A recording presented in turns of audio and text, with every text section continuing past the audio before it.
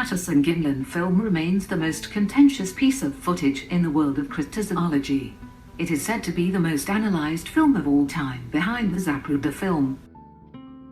Of course, there are those who are convinced that the film shows a Sasquatch. On the other hand, there are also those who are convinced it's all a hoax. To ignore one side or the other is not conducive to full-scale and thorough research. Arguments for both sides must be scrutinized and studied, dissected and digested. Only you can determine what you see in the Patterson-Gimlin film. The following will be a two-part presentation starting with the skeptical side. The second part will showcase those who have been referred to as the believers, but many of whom prefer to be labeled as knowers. The two-part program took place on the 1st of March, 2004 and the 8th of March, 2004 on the Jeff Rense Program. Please take a moment to visit www.rense.com for some fantastically amazing content.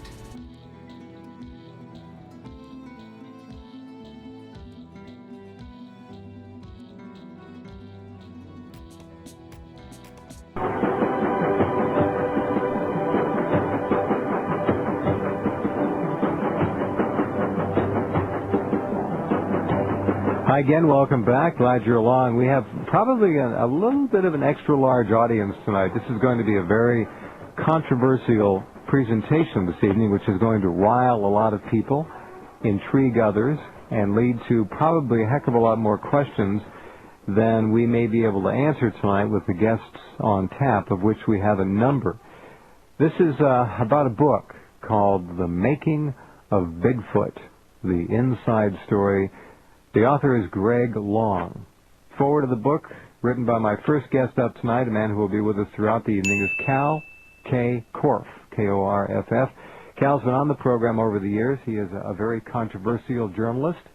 He is a researcher, a writer, and a unique individual. And he is back tonight to help open the doors on a new issue.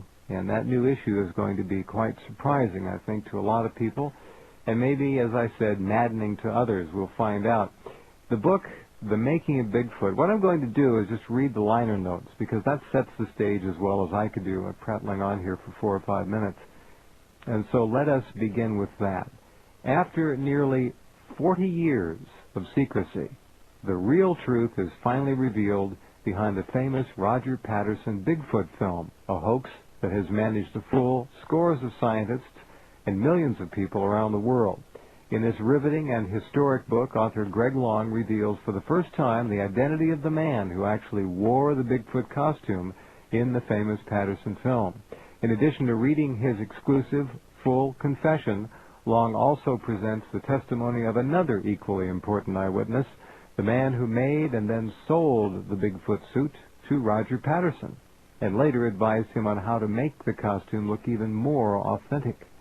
Other historic breakthroughs in the making of Bigfoot include the actual legal contract that Roger Patterson allegedly signed, and an exclusive interview with a female investor who gave him money to create his Bigfoot film. Exclusive testimony as well from the man who advised Patterson on how to improve the realism of his Bigfoot tracks, and the testimonies of dozens of eyewitnesses, including several exclusive first-hand accounts from individuals who independently saw the Bigfoot costume suit after Patterson used it to fake the film. Regardless of your opinion, this again I am reading from the book liner notes, about the subject, The Making of Bigfoot is a spellbinding account that will leave you glued to each page. It is a classic gumshoe detective story told in gripping first-person narrative. It's not only a fascinating story, but the facts it presents and the startling information it reveals are all true. The Making of Bigfoot exposes it all. The shadowy life of Roger Patterson, the clever perpetrator, and how he did it, as well as the never-before-heard stories of dozens of men and women in Yakima, Washington, who became the victims of Patterson's scams and lies, watched Patterson's scheming in action, and helped to, quote, connect the dots of one of the most successful hoaxes of all time, one that continues to be marketed and falsely promoted even today. Based on 40 original interviews, newspaper archives, criminal records, court documents, and never-before-seen photographs, The Making of Bigfoot is the most comprehensive examination of a truly American story, a unique slice of Americana in a small western town in the late 1960s where one man's dream of discovery quickly turned into a quest driven by the lust for money on a contorted pathway of lies and corruption. About the author, Greg Long, he is a professional writer, investigative journalist, and editor who lives in Mill Creek, Washington. He has been researching and writing about mysteries and unexplained phenomena of the Pacific Northwest for 25 years. His work has been featured on radio and television, including the Discovery Channel. So with that, let's bring back to the program, after a number of years off, journalist and researcher, internationally known author, Kal Korff. Hello, Kal. That was quite a mouthful, wasn't it? Yes, it was. Thank you, Jeff. It's great to be back. Well, Kal, how long have you been involved with the project? Well, I guess you could say officially about 6 years. It's been 6 years. It's gone by really fast. I've been fascinated by the Roger Patterson case, however, ever since I was a kid. Like a lot of us. Many people have been looking at that film over the years and been intrigued by it. And yeah, sure, it's as the liner note said, it's a real slice of Americana. Absolutely. And I remember the impression it made to me as a kid, because as somebody who got into the paranormal when I was only 11, I remember thinking, well, we've got to measure the stride in between the steps. We've got to measure the height of the creature. My mind was going on and on and on, because I thought, well, here's a piece of film, and it can be tested by science, and we can quantify something as much as film allows you to do that. Okay, and take me on in the story over the years and how you became involved with this on a more recent basis. And we have, by the way, executive network television documentary producer Robert Kiviat, who will be joining us in about 15 minutes or so. Bob is intimately involved in this story as well. But carry on, Kal. Yeah, I'm sorry I stopped. I heard a slight delay, so I wasn't sure whether it was getting through. Yeah, we have about a second delay, so just have to live with it. All right. Okay. Well, what happened is I followed the case for a number of years, like I have a lot of events in the paranormal, and then what happened is when I got to meet Bob Kiviat years later, and it was over the Meyer case and exposing that cult for what it is, I got to know Mr. Kiviat, and it turns out we had a lot in common, and one of which was the Roger Patterson case and the fascination of whether it was real or not, like millions of people around the world have wanted to know all of these years. So in 1998, actually late 1997, Mr. Kiviat called me when I lived in Washington at the time, and he told me that Fox had green-lighted a special called World's Greatest Hoaxes, and we, in the original treatment that Mr. Kiviat had submitted, the Patterson case was on that, and he'll tell you exactly how he got involved in that. Right. But I was involved in World's Greatest Hoaxes because I was one of the people involved in the Bigfoot segment, and I also focused in other areas like Billy Myers specifically. And what happened is World's Greatest Hoaxes turned out to have been kind of the first serious salvo that kind of cracked the door open, meaning some issues were raised, some information was discovered, not all of which made the show, and then in the subsequent fallout from that show, based on people who saw it, and in reaction to it, it caused a huge reaction, we were able to eventually solve this case. And this book is not hype, it's not exaggeration, it is the truth. And I got involved in it through an amazing series of circumstances in which all of the people, most of which are on the show tonight, it seems like something kind of drew us together. It was kind of eerie. Mr. Long, for example, I met him only because I had confused him with someone else. There was a man years ago that I met in Arizona. His name was Greg Long, and he supplied me with the criminal records of Colonel Wendell Stevens when he was indicted and convicted for child molestation, and he served time for that. I published excerpts from those documents in my Meyer expose, and it was Greg Long who supplied them to me because he was a private investigator. So years later, when my book Spaceships of the Pleiades, the Billy Meyer story came out, which I believe your show was the first one that we debuted it on, that's where you and I met, I sent Greg Long a letter and thanked him for his help years ago because I never identified him as the source. And then I get a letter from Greg Long telling me, basically, thanks for the compliment, but I'm not the right guy. And so I felt quite embarrassed. And then I moved from California for my safety. I'll get into that a little later. I moved to Washington, and then I was on a show on the ABC TV network, and I was debating Kevin Randall, and it was over Roswell. And I was exposing the claims of Frank Kaufman, which were not true. And since he has passed away, even Kevin Randall has admitted now that Frank Kaufman was a fraud. He was a hoaxer. Like many Roswell, people have jumped on that bandwagon. And Greg Long was in the audience. He introduced himself. We spent some time together.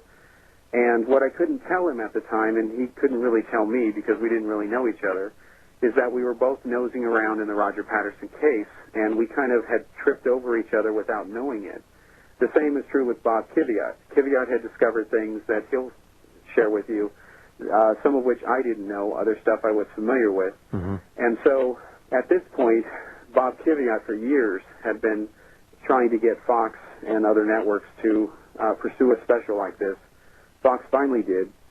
And then in late 97, Mr. Kiviat called and told me to get ready. And then in early 1998, when I was working at the Boeing Company in Renton, my supervisor, David Sage, was kind enough to allow me to have time off. And I took that time off, and I went to work down on the Fox production with Bob Kiviat. And we did World's Greatest Hoaxes, and we were able to pretty much expose as much as we could 4 huge cases. There was alien autopsy. For the first time ever, the tent footage was shown to be a hoax. The Patterson case had problems, which we pointed out. There was the Meyer model that had been found that was done from the garbage can lid. That was shown. And then there were fake Loch Ness Monster photos that not everyone, but a lot of people thought were real. Those were exposed. And, of course, the Patterson case itself was left kind of up in the air at the end of World's Greatest Hoaxes. And in response to that show, Greg Long and I met, and we signed mutual non-disclosure agreements. And then a man saw that show who wore the Bigfoot suit. And what he did is he picked up the phone and he called Bob Kiviat. And independent of that, Greg Long had met this man before, had come up to him as much as a couple years earlier and had asked him about this. And that man who's on the show tonight, Mr. Bigfoot, the real Bigfoot, for the first time ever, the man who wore that suit, told Greg he wasn't willing to talk at the time, but later did talk. He spoke to both Kiviat, he spoke to both Long, he has spoken to me, of course, I know who he is, and tonight, in front of your entire audience in the world, he's going to speak for the first time. Okay, very good. Kal, stand by. We have to pause. We'll come right back and take up the narrative with Kal Korff as we take a look at what is going to be a very controversial book called The Making of Bigfoot by author Greg Long.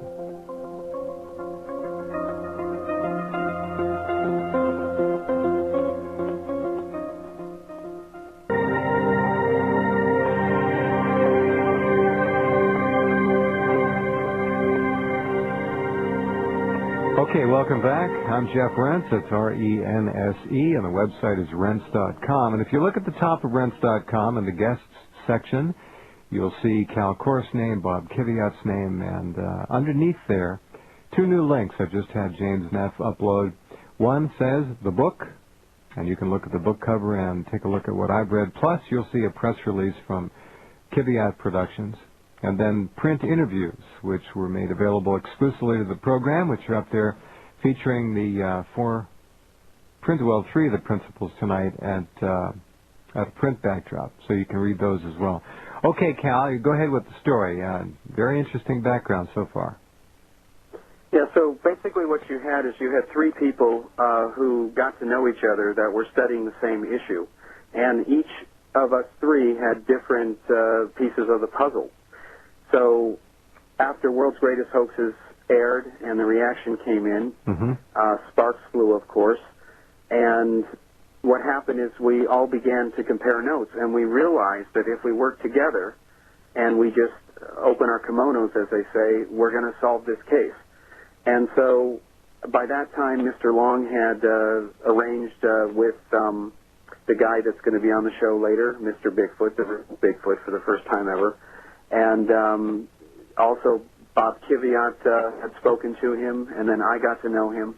And then we all agreed to work together, and that is exactly what has happened with this book, and that is exactly what's going to go on in this special that Bob Kiviat is going to produce.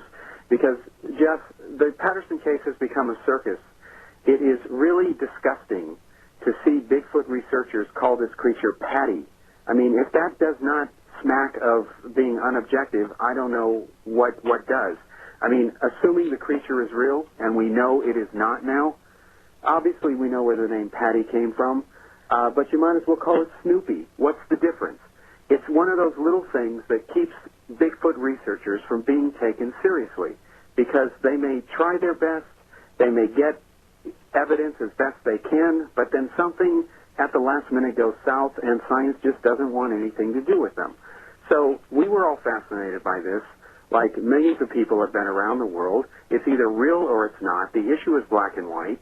And what has been really disgusting and disturbing for the last several years, especially since World's Greatest Hoaxes came out and has started to cast a shadow on this and started to show that this thing is not what it has been marketed to the public to really be, it's really disheartening to see networks like the Discovery Channel and National Geographic and scientists like Dr. Jane Goodall seemingly to come out and endorse this film, when the fact is, if anybody had bothered doing a real decent investigation, they would have discovered the things that Greg Long discovered, Bob Kiviat discovered, and I discovered. And I'm not trying to insult somebody, but when there are over 5 people who independently saw the suit, and when Greg finds out by nosing around in Yakima that it was the man who actually wore the suit, and he finds the man through what the witnesses are telling him, the question I had to ask is, how come nobody else found these people?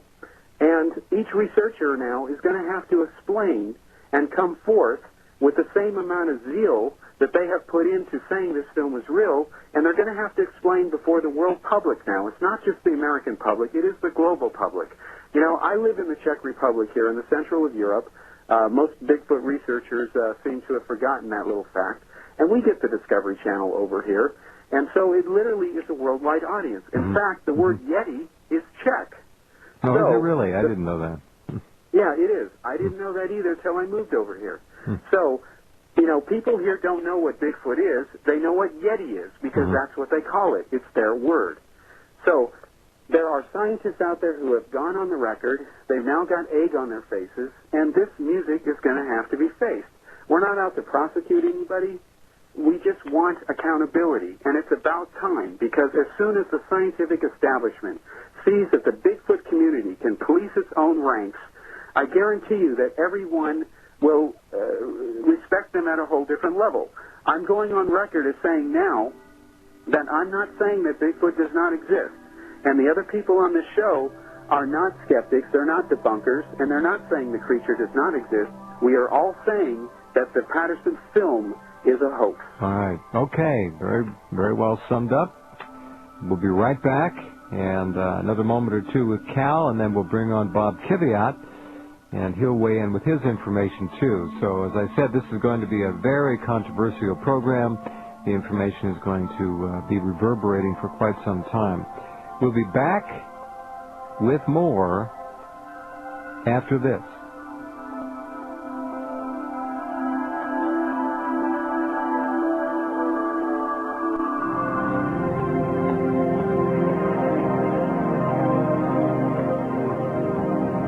Okay, right back with you. Kal Korff is here. We're going to go to Bob Kiviat in just a minute. Kal, the interesting thing about this, and I'm with all of you folks out there listening, learning a lot as we go along here, is where this allegedly all leads to. This is going to really shock a lot of people, the contentions that are going to be made tonight. And there is not just hot air. Apparently there's some pretty solid evidence, or you wouldn't be standing on it. And I don't mean you as the author, you as the researcher who was involved with Greg Long and the others. So we'll see. But this, folks, this is going to go somewhere I think that very few of you expect. So stay tuned. Okay, and you made the point going out that this in no way, in your opinion, disqualifies the potential that there is a large ape or humanoid species on the planet, maybe all over the planet. But this is, you are restricting this in your investigative capacity to only the Patterson film.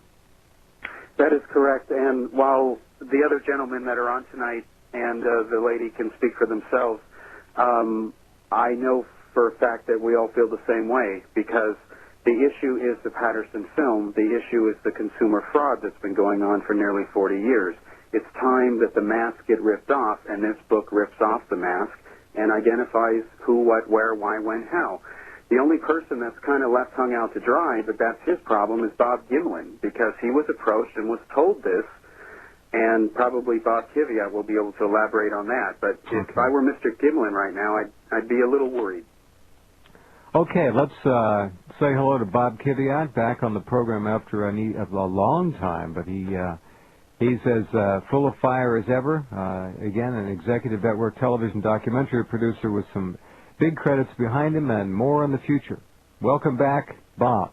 Hi, Jeff. How are you? I'm fine, thank you. I think the last time we spoke, I think we interviewed you for World's Greatest Hoaxes, if I remember correctly, in Santa Barbara there. And I think you did. We didn't get a chance to use your interview, mainly because the thread that we were hoping you would cover didn't get into the show, but we may want to talk a little bit about tonight, which was the basically TV's responsibility, whether it be the entertainment divisions or the news divisions, in trying to tell the truth to the public, and where executives and producers like myself, kind of fit into that.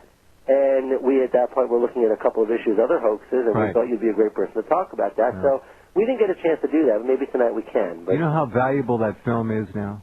Your interview? It's classic, in fact, and I'm looking to do something with that. But no, wait a minute. All kidding aside, it's a pleasure to talk with you, and you're doing some great work, Jeff. Thanks, Bob. And I've noticed a lot on the website. It's really a pleasure to talk. Okay, all right. This is a big story, and it's certainly rankling a lot of people as we talk. When you got involved with this, and having known to work with Kal for a long time, and as Kal said, you folks were working pretty much on parallel tracks without even knowing that each other was picking up pieces of information, and this was one of the subjects covered on World's Greatest Hoaxes and so on. Tell me how it progressed from that documentary. I'd like to go back a step, and I'll try to do it very briefly and quickly for your listeners. Cal and I are pretty similar in age, and there we were kind of dating ourselves. So pardon me, Kal, for doing this, but, there we both were in different parts of the country, myself in New York, and I was growing up in New York, and Kal was growing up in the western part of the country, and you know what? Bottom line is, we're both sitting in front of a movie theater waiting to go in to see a movie about Bigfoot, in the early, mid-'70s. And we were both taken by this Bigfoot film, known as the Patterson film, that was put out as a documentary or a pseudo-documentary in theaters, crowbarred together with other safari-type movies. And, there we were young kids trying to figure it out in our early teens, what does it mean, whatever. Right. And so we both had our own interests. Now, I got involved in both UFOs, phenomena, many different types of phenomena throughout the years, but who could ever forget the famous Bigfoot film? It was always a fantastic visual icon that anybody could kind of focus on and say, well, that's either one of the greatest hoaxes ever pulled off, or it's proof of a man-beast walking on film, either way. So I was fascinated by it, and I had written for Omni magazine in the very early 90s about the face on Mars.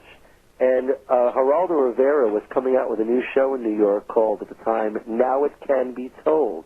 It was Geraldo's real first foray back into journalism after doing his talk show. And I had been recruited more or less through a couple of producers there to produce unexplained phenomena-type mysteries. And one of the stories I did for them was dealing with the Patterson film. And we put on a piece of footage, obviously known as the Patterson film, and talked about the Bigfoot film circa 1992. And lo and behold, after the airing, where we had, just to give your listeners an idea what was different about our segment that day, in the early spring of '92, we were putting on a show syndicated about Bigfoot and the Patterson film and what could be told about the film after all these years. And Rick Baker, the very famous special effects guy, who had been involved in the famous Harry and the Hendersons sort of spoof comedy, was sitting there on a couch with his Harry and telling viewers watching the Bigfoot Patterson film, that must be fake, it is fake, we knew it at the time, we knew, guys like me in the business knew where you could get that fur, it had to be fake, we just don't know exactly who made it, but we know it's fake. So we did our segment. Geraldo pretty much went on the kind of pulpit saying, hey, whatever you know out there, tell us what you know. And that was that. And 2 or 3 days later, one of the researchers came running into my office saying, we got a letter from a guy you may want to follow up on. And we got a letter, and there it was, a guy named Clyde Renke claimed that he worked for a film company in Salt Lake City at the time, in the late 60s, early 70s. And he knew for sure who was in the Patterson suit. I mean, in the Bigfoot suit known in the Patterson film. Sure. And I said, well, Clyde, that's great. You're calling me late at night here in New York. We're finally on the phone after this letter came in. Tell me all about it. 4 hours later, as a journalist, I'm sure you can appreciate this, my hand is throbbing. I'm writing down every fact this guy could tell me. And it smelled funny. It smelled like he was onto something. He started to talk about American National Enterprises, or A&E, the film company he worked for. And it rang a bell. That was the company that put out the documentaries that Kal and I and millions of other people were watching in the early 70s. Right. And they had done major mass marketing on television, and this is a company that had kind of got a name out there. So I said, wait a second, that's very odd. So one thing led to another, and Clyde agreed that if I could get another production going there or anywhere, he would tell the story to the public and name the guy. He said the guy in the suit was a guy named Jerry Romney. And I said, well, who's Jerry Romney? Well, Romney was a very famous name in Utah, still is, involved in political issues and things like that. I didn't know if there was a connection or not. But he said, Bob, you know what? This guy Romney, Jerry Romney, was the insurance salesman or the insurance guy for American National Enterprises. He was huge. He was 6 feet, very tall, very high, 6 feet, I don't know what, 6'5", whatever. And he had to be the guy in the suit because he told him he was in the suit. And that's where it started for me. Okay, hold on right there. We'll pick up the story with Bob Kiviat in just a couple of minutes. Remember this, and it'll be interesting to see where it goes next. And we'll all do that in just a couple of minutes.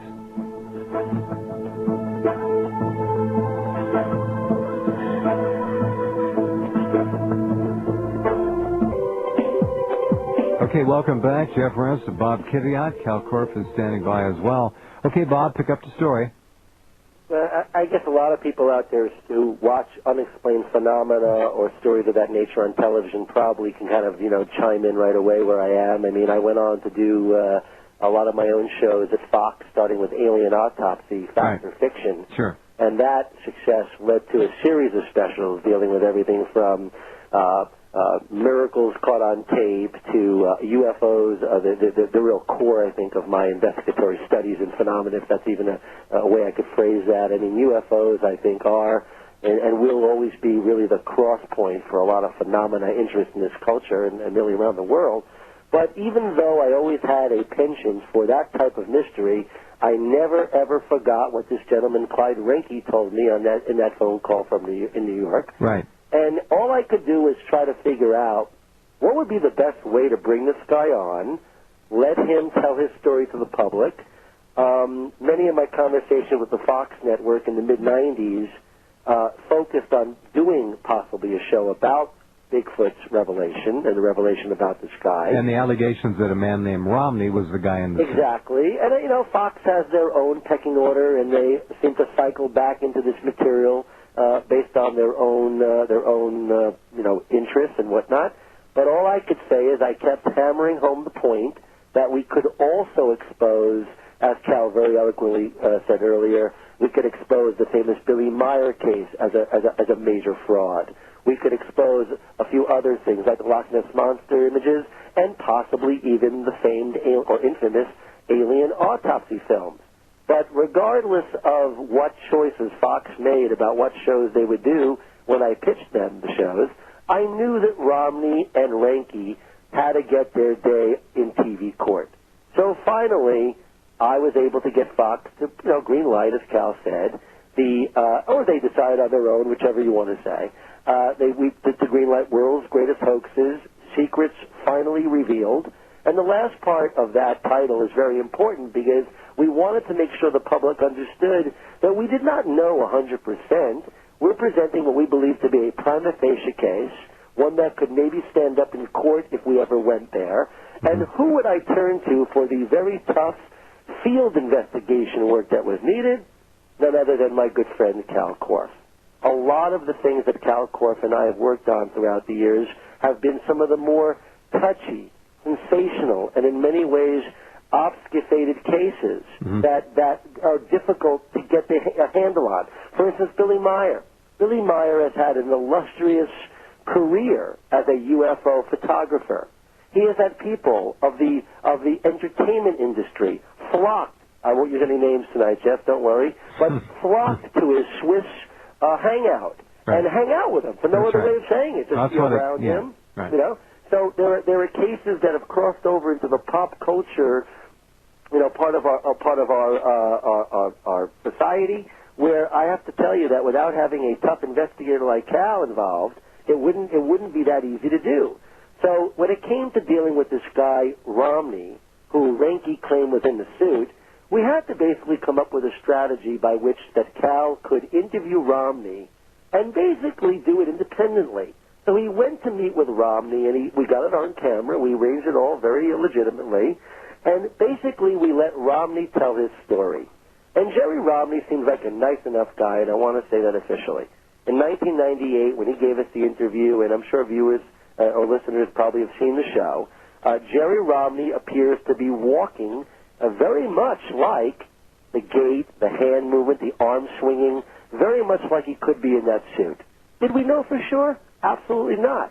Did Jerry say, no, I wasn't in the suit? But did he do it in a way that was kind of nervous? Yes. And that made us a little bit intrigued. We wondered, he's saying he's denying he was in the suit, but he seems very nervous about that. And I don't know why necessarily, but we left it at that. I told Fox after the production was over that we don't know, and if we ever do get more information, we should do the right thing and get back to the airwaves and get the message out to the public of what it was, whether he was in the suit or not. Okay, so Romney didn't convince you. Romney, I got to be honest with you, Reinke's accusation, which he makes on the air, and then Romney's defensive interview, didn't really make it conclusive, Jeff, one way or the other. It wasn't clear. He looked nervous. He looked like he could well be the guy. It was clear from the interview Kal did for our cameras that he knew the head of the company at A&E. He knew all the players involved and even said, I don't know why Clyde would say that. Maybe he would say that because I was big and I knew all the people who were the top guys at the company. He said, but that's not true. And he sat back in his chair. You can see in the interview how nervous he appears as he says that. So we didn't know what to make of that. We left it alone. And then shortly after the show was on, which it got huge ratings against Monday Night Football, it was just a big show, I figured there might be a chance to do something called maybe World's Greatest Hoaxes #2, follow it up. Fox said that might be possible. And then I get a phone call from a lawyer. And I just want to correct one thing Kal said earlier, that it was basically correct, sorry Kal, that it was the lawyer for this gentleman coming on tonight who called me up and says, hey, Bob, hey, we watched your show, my client and I. We both know what has been on the air. And you know what? Interesting show. Unfortunately, I represent the guy who was in the suit, and it wasn't the guy you pointed to, but nice try. I do have the guy who was in the suit, and he'd be more than willing to go on television if we could strike the right deal. Without hesitation, I let Fox know about the phone call. Fox sort of felt like, well, we've been there, done that. I said, well, what do you mean been there, done that? We're on an investigatory kind of mode. We're looking into solving it. We're investigating. We're not sure yet, just like with the alien autopsy and many other mysteries. We want to get to the bottom of it. Fox did not seem that interested in doing that. So I said, guys, to the lawyer for the individual on tonight, that, you know what, we can't do a new show on this right now. But if the opportunity comes up, I'd be more than happy to do this and pay it off once and for all and get the viewers clear around the world, really, about who was really in the suit.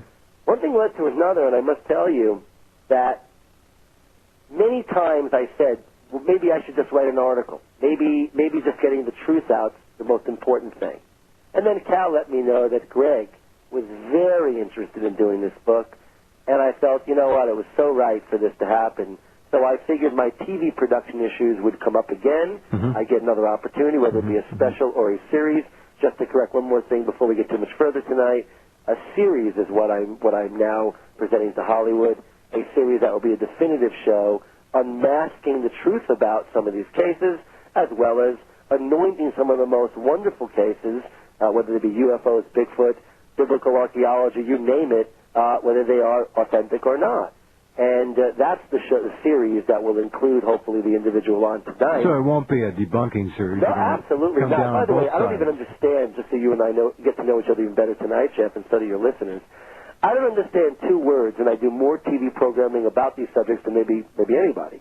I don't understand the word paranormal TV. I don't understand the word debunker. They don't seem to resonate with what I do for a living, which is investigative journalism. Well, there are also two kinds of skepticism, the real kind and then the bogus kind. Exactly. So for me, and I'm glad you made that separation, I knew I wasn't going to be doing a new show about Bigfoot at the end of 98 or into middle of 99, but I still felt compelled to call Bob Gimlin.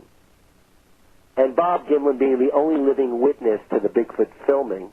Okay, now give us a little bit more background on Bob Gimlin. Bob Gimlin, for the not experts on Bigfoot. About 2 minutes to the break. Go ahead. You have to remember very quickly the Bigfoot film, known as the Patterson film, shot in 1967, basically involved three beings, two human beings, and maybe three, it looks like now, of course, or a creature. So you have two people, two humans there. You've got Bob Gimlin and his buddy Roger Patterson. He had a horse there as well. And that's it. You got those three individuals, maybe two human and one Bigfoot.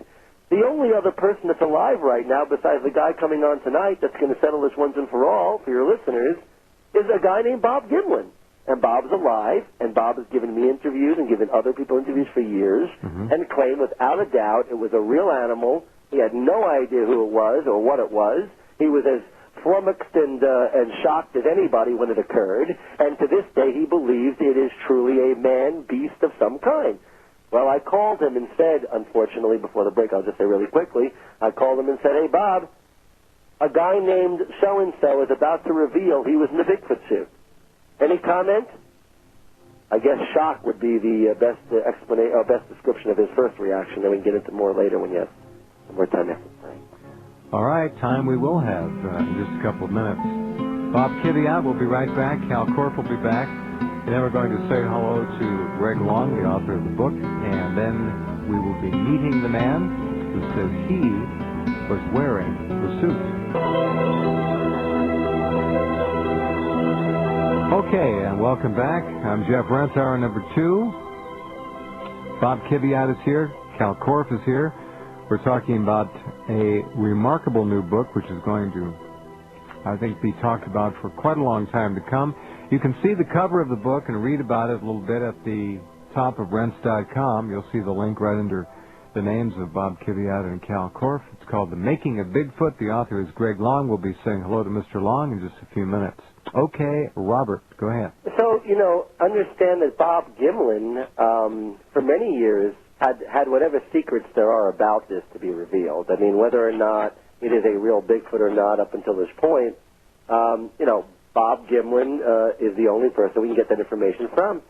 So I asked Bob Gimlin if, based on the knowledge that this guy is going to be coming forward, claiming he was in the suit, correcting the record, if you will, which I'll be more than happy to correct for the millions of viewers that watch the Fox show. I said, Bob, would you like to be part of the show and finally tell the truth about what's going on? He seemed pretty shocked, and once he got his bearings, he said, no, let me get this straight.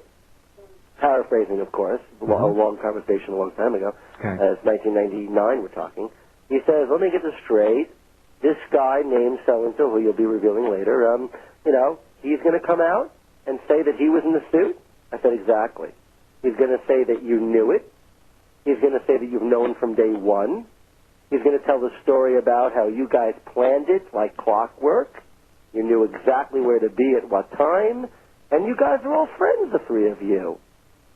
Do you know this guy, Bob? I said. Do you know Mr. Gimlin? Do you know this gentleman named so-and-so? Sure, I know him.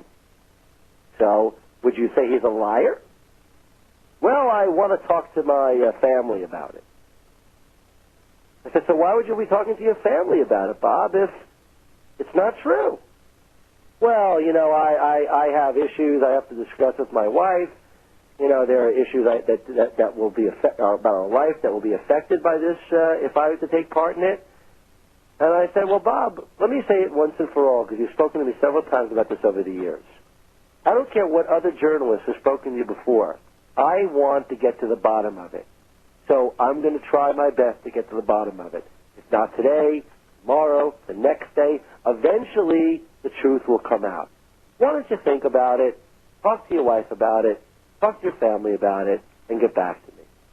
He said, well, can I reach you in the future about this if I need time to think about it? I said, absolutely. And that's where it's been staying for me, Jeff, because you know what, until I have what we call a production window where I can actually air the footage, or better yet, an air window or a time that I could air the footage. Sure. My terms, if I don't get the airtime on the network or a network to do it, then I need to wait and bide my time. So in the meantime, Greg did what I believe to be a wonderful job, Greg Long. He was able to track all the information that my show had been able to get into, what Kal Korff's own investigation had been able to get into, and many other researchers throughout the years, what they were able to get into.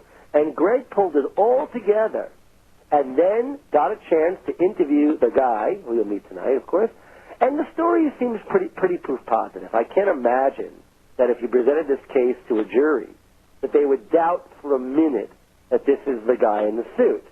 So knowing that, and feeling that back in 1999, I gave Bob Gimlin every reason to believe that we'd be coming around to this issue down the road on television, and here we are. And the way that works is that because of my close association with Kal Korff and all his research and his involvement in my TV productions, I knew there would be a way to exclusively air this interview of this individual on television for the first time, and I wanted to make sure I found the right vehicle by which to do that. And now I'm happy to say that we have a series that we're presenting to the networks that will be, I believe, picked up soon. And if the show goes on, let's say in the spring, their viewers around the country and around the world will watch this gentleman explain verse and chapter about how the Bigfoot hoax happened, and in many ways we'll be doing, I guess, the TV version, although very much shorter, of what Greg has done, and we will unwrap the Bigfoot hoax in a way that TV can do, a little different than a book. But the one thing I want to say, and Kal touched on it earlier, and so did you, there's a lot of evidence right now, DNA, blood, some very mysterious DNA and blood samples, by the way, and other evidence, such as a full body cast, if you will, taken of what appeared to be either a resting or sleeping humanoid creature. That is very compelling evidence that some kind of creature, whether it be a Yeti, a Chinese wild man, as they call it in China, or other parts of the world where they have this type of creature, even skunk ape in Florida, which is something we're going to be showing the first footage ever of a running skunk ape shot a few years ago in the new series that we're doing. So when people start seeing the promotions, and I can't say the network now because a couple of networks are vying for it right now, but I think viewers will be intrigued to see that in the same series or even the same hour, episode if you will, that we debunk, once and for all, there's that word, okay, conclusively debunk the Patterson footage as being truly, showing any kind of an animal beyond a human being, we're going to be showing the flip side of that issue. And unique scientific evidence that seems to show, even some new video, that there is a creature out there, maybe, but not this particular Bigfoot film, as Kal was saying before. This needs to be thrown out so that other scientists getting involved now, studying Bigfoot, and even the ones that still believe in it today, will say, you know what, that piece of evidence needs to be removed from the database so we can move on to much more credible and compelling evidence.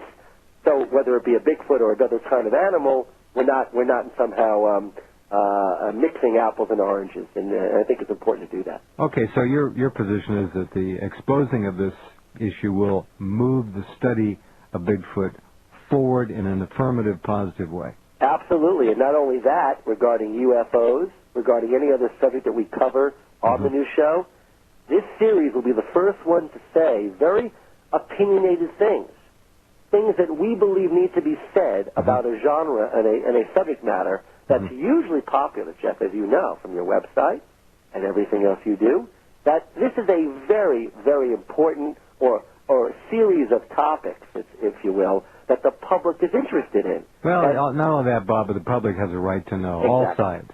Exactly. That's the responsibility. I believe there's been a lot of, now how should we put this? I'll sum it up best I can. Something I think you would have done and have done on a tape that we've not aired yet on television, your interview years ago, but something to the effect of there's a responsibility for TV producers and journalists in print, whether they're in what's called the entertainment division or whether they're in the news division. Regardless of what division they're in, truth is truth. And to diminish that, I think, is in many ways making for very, very unclear communication in the airwaves. Well, and that's a problem, I believe, and we need to look at that very carefully in the culture. Kal Korff, are you still standing by there?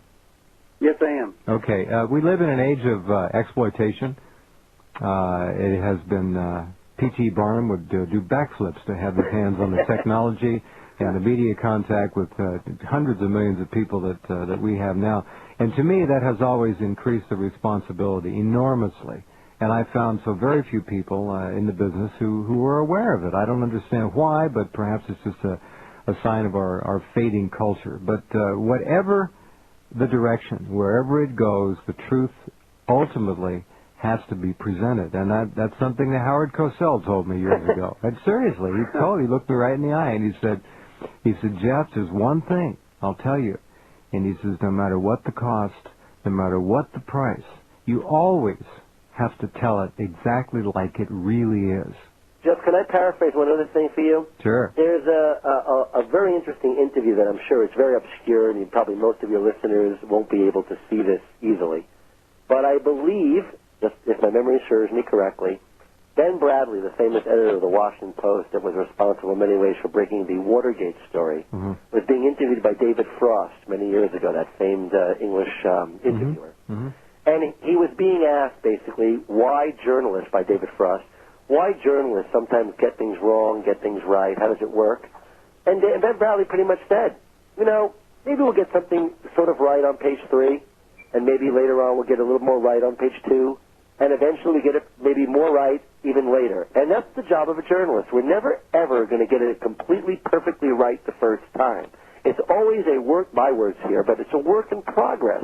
We're trying to get to the truth, and the public's right to know, whether it be an entertainment division producer or a news producer, their right to know is still the same. If you have a fact and you can make the case that a fact is right or not, you need to make sure you stay focused on that. And I must say, sadly, coming into this business as a journalist, working mostly in the entertainment division, there isn't a lot of journalistic integrity in an entertainment division enterprise because they don't think about journalism, who, what, where, when, why. No. What they think about is ratings tonight. What did I get as a rating tonight? Without the slightest issue, about whether or not we get to the truth or not. Well, I think many people listening, I think is the most sophisticated audience that has ever been assembled for a radio program that I'm honored to have night after night. These are very bright, astute people, and they would agree with that 100%. And I hope they agree, and I hope they'll show that with their remote control when the time comes. You know, that's how we vote in this business in television. True. I'm sure they'll watch, Bob. That's all right. I want to make sure that the viewers out there know that this is a tough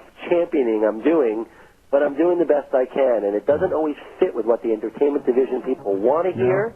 And it doesn't fit all with what they want to do, but unfortunately that's what I'm about. So. Okay. When we come back, Kal will join us, and I want both of you to tell us a little bit more about the book's author, Greg Long, and how thorough the book is, how much data and facts are in it.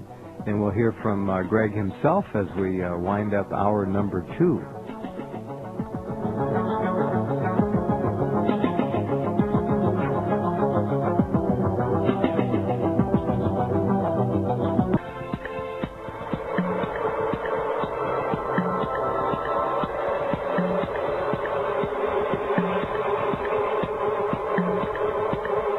With Kal Korff and Bob Kiviat, I'm Jeff Rense. All right, Kal, Greg Long's book obviously doesn't just turn on the claims of the man we'll be talking to a little bit later tonight, that he was the guy in the suit. There's much more to it. First of all, we don't like that sound. Who's there? Let's see. Let me guess. Bob is there. Got an email from Kal says he got lost. Okay, you're there, Bob. Is Kal still there at all? Sound like Kal got... It's far. It is Czech far. Republic. All right, we're going to call him back. Bob, you've seen the draft of the book. When is it due to be released, by the way, approximately? I believe in a few weeks. I mean, we're talking days. Yeah. No, you heard me say the book doesn't just turn on our man who is claiming to have worn the suit. There's a lot more In evidence fact, in I think that would be, the best way to say it is that's the pearl in the book, but it's surrounded by so much supportive, kind of gumshoe journalism. He's like a detective, journalist, trying to figure out who knows what, which people have not spoken on the record about the Patterson film that should have many years ago. And he really does a wonderful job of getting all the kind of loose ends tied up. And then, once all the loose ends are tied up, this gentleman lays out the deal. And, it's kind of hard if you put yourself like in a jury box mentality when you read the book. It's almost overwhelming. The evidence is so overwhelming that I really hope Mr. Gimlin, who I was referring to before the break, I wish him no ill will. I don't wish him any kind of heartache over this. I would just like him to see the opportunity to finally tell all he knows and come clean, so as you were indicating earlier, so scientists can focus on many more other pieces of evidence about the Bigfoot mystery, if you will. Right. Okay. All right. Kal's back. We just mentioned, Kal, that the book by Greg Long has a vast plethora of information far beyond just the testimony of the man we'll be meeting a little later who says he was in the Bigfoot suit. It's quite a thorough treatise and apparently a very substantial piece of journalism.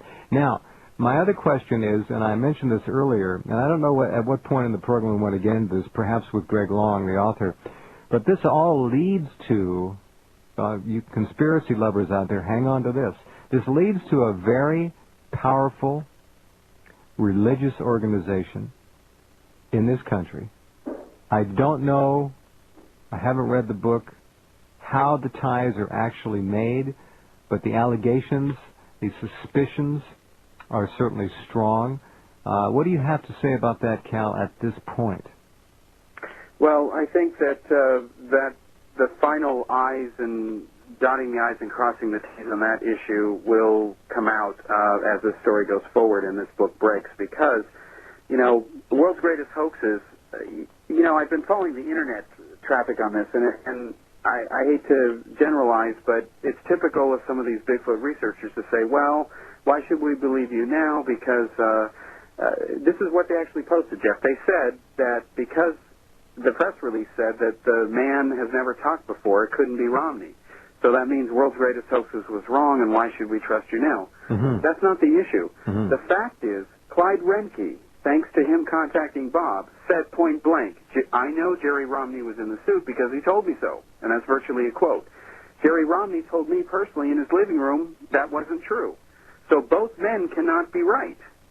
And Jerry Romney apparently, after he talked to Greg, after Greg and I signed the non-disclosure, after World's Greatest Hoaxes aired, and we were comparing notes and cooperating, and I was letting Bob Kiviat know what was going on, Jerry Romney apparently called the former head of A&E, Russ Neihard, who was a bishop in the Mormon Church. And it turns out that there is a Mormon connection, as far as some of the Bigfoot advocates, to this hoax, and it does explain why this case has some energy that goes beyond the fanaticism of the Bigfoot believers that can't just let go of it and realize that it is a hoax and get on to other cases that are credible. And so I hope, and Bob can only answer this, but there is a World's Greatest Hoaxes raised the issue and left it hanging because it is hanging until the next special. You know, I feel compelled to say this, Jeff, and thanks, Kal, for lining that up, but I got to tell you that Kal's just, and you are, Jeff, just tipping the iceberg about the controversy this is going to raise in Salt Lake City. And the reason being that Salt Lake City is the birthplace of the Bigfoot film for all intents and purposes. If it wasn't for American National Enterprises in Salt Lake City, that appears to have been run, and I say appears to have been run, with a very strong Mormon church connection, or person who was probably, from what my research tells me, and Clyde Renke tells me, it was run by a guy who was the top guy in the Mormon church there. So the question's always going to be, well, just because you have a religious bent, does that mean that your activities in some way are linked to that church? Well, I'm not about to be the one tonight to open that Pandora's box, but on the other hand, the facts are the facts. American National Enterprises exploited the film, made the lion's share of the money and notoriety out of it, and the question's going to be, what did they know, and when did they know it? And that's going to be a key question. All right. Okay. We'll pause on that note, come right back, and say hello to the author of the book, Greg Long. Next.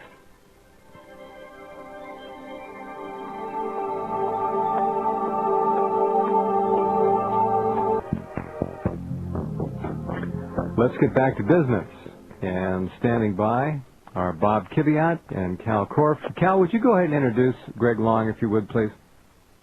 Yes, Greg Long is, I'm proud to say, is a colleague of mine. He's also a colleague of Bob Kiviat's, and he has written the definitive book on this case, and it's a perfect match and in sync with what Bob will be producing later on television for the American people and the world. And I want you to know that what will happen at some point is we will settle the issues of Romney versus Renke and run down some of these loose ends.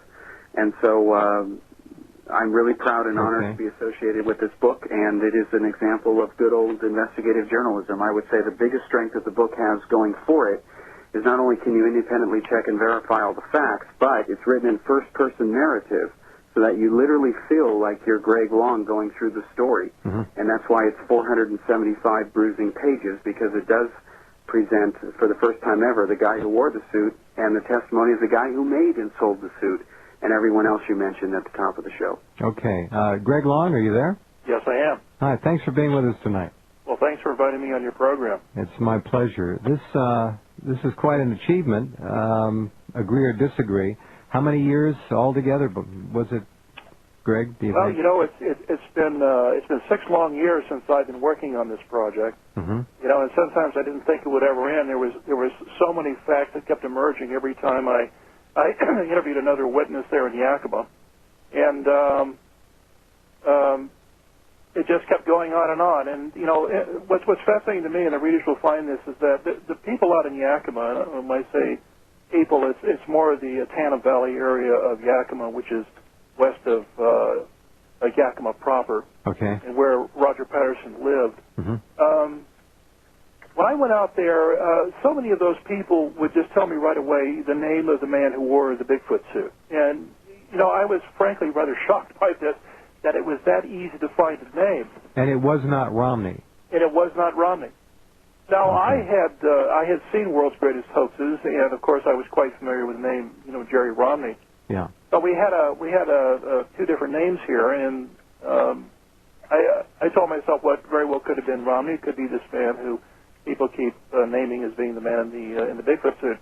I kept pursuing, you know, these names, and finally, at a moment where I thought it was appropriate, I called the man in the Bigfoot suit, and got a taped interview with him. How was he when he picked up the phone? You identified yourself. Well, he was a little cool, only that he didn't know me. In fact, I think he was running out the door to go do something, and he invited me to call him back the next day, and so I did. And it became clear as I got closer to the real issue that I wanted to resolve, that when it came to him answering the question, did you wear a suit? You know, everyone out here was telling me that you did. He basically said, well, maybe I did and maybe I didn't. And, you know, there was some waffling there and some nervousness and worry in his voice. And, you know, I really felt that there might be something to this. The next time I visited him, I and my wife, and by the way, Patricia, I just want to laud her just for a moment because she is in the book and is my wife and just a tremendous supporter of what I've done, and without her I could have never accomplished it. Right. But we both actually went to his house, and he stepped out on the porch, and I told him, you know, it's about time you come clean because you know, you told me this over the phone that maybe you wore the suit, maybe you didn't wear the suit. There were several other areas where he contradicted himself, and he essentially said, well, you're going to have to talk to my lawyer. And, of course, that's when he went and found a local attorney to represent him. And yet everyone in the community who cared about this seems to have known it was him. This is not a big secret in the town. That's what I'm hearing anyway. This is not a big secret at all. You know, all of his coworkers, he worked at the Knoll Corporation, N-O-E-L-L, there in Yakima. Right. He told all of them freely over the years. He told his employer this fact when there was this growing publicity about world's greatest hoaxes and after the show. Right. Because he was seeking some way to tell a story. But I went from lead to lead to lead, and they all corroborated the same story over and over again. Now, in addition to this, I have photographic evidence that this man participated in the filming of a Bigfoot documentary starting approximately 5 months before the shooting of the actual hoax film on October 20th, 1967. Oh, and what was his role in that production? He played essentially a cowboy. There was a number of cowboys out in the Atana Valley area that Roger Patterson befriended and managed to persuade to participate in this sort of homegrown documentary. The man who wore the Bigfoot suit was one of them. And he'll tell you more of the story, I think, of how he was invited to be part of this film. But sure enough, there's a photograph that shows him sitting on a horse. There's Roger Patterson, and there's several other people, including Bob Gimlin, who's wearing a fake Indian headdress. And this is about 5 months before the actual Patterson film. This is about 5 months before, and they were shooting it out behind Roger Patterson's house. And in fact, excuse me, is this a home movie or something designed to be in limited release? What was the purpose of it? Well, he wanted to actually make a Bigfoot documentary. You know, he was quite an avid hunter for Bigfoot, and he believed in Bigfoot. Patterson, Roger Patterson was. And, of course, Bob Gimlin accompanied him on what were called pre-expeditions. I'm not sure what a pre-expedition is versus an expedition. No, it got me on that one, too. Yeah. But they were quote, hunting for Bigfoot. And Roger Patterson decided he wanted to actually make a movie.